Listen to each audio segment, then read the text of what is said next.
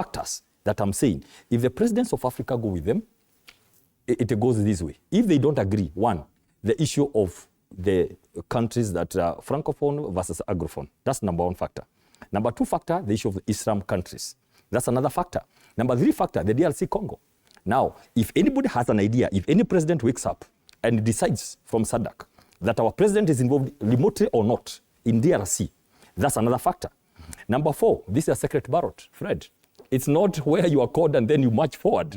It's secret ballot. So all the handshakes could amount to something or nothing because it depends. Now, very importantly, is the fact that Kenya may not be hated, but it may be feared by other countries because of one reason or another.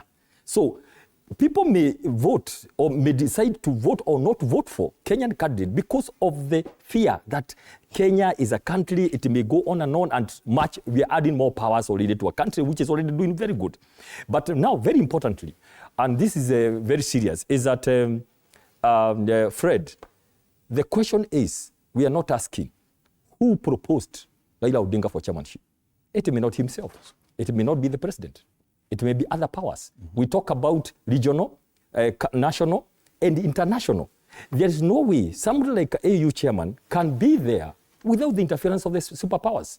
I want to propose today that the Americans are involved in these elections. They know who is supposed to go in. And so that's another factor because they cannot just allow a chairman of AU to just come. So another factor that's hidden in all this, of course they do it very quietly. They could be involved. Some superpowers could be involved in these elections. So those are the factors. And I want to say this. If the African presidents agree that these factors don't matter, it goes positive. If some of them think, and you see some of these things, they just talk slowly. They don't shout. Look at what happened to Amina. We all had hopes she's going to win. But those are the factors according to international relations and geopolitics are likely to affect what's going to happen on Saturday. Now, there's something I saw yesterday from Addis that the commissioners, the council members, and the word that came slightly is that the analysis we picked last night is that quite a number of council members, they won Anglophone, The council members, Eswatini won a seat, South Africa. Well, I doubted how South Africa can win a seat under Eswatini. I mean, it's like a province. Well, that's another story altogether.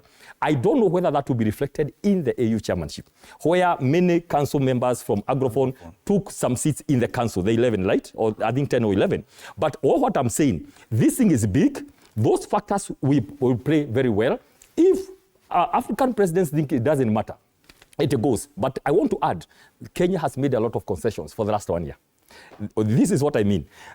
Countries that had issues with Kenya, maybe some trade barriers, right? Some tariffs, everything has been signed positively, just to make sure this one works. That's what I would say for now.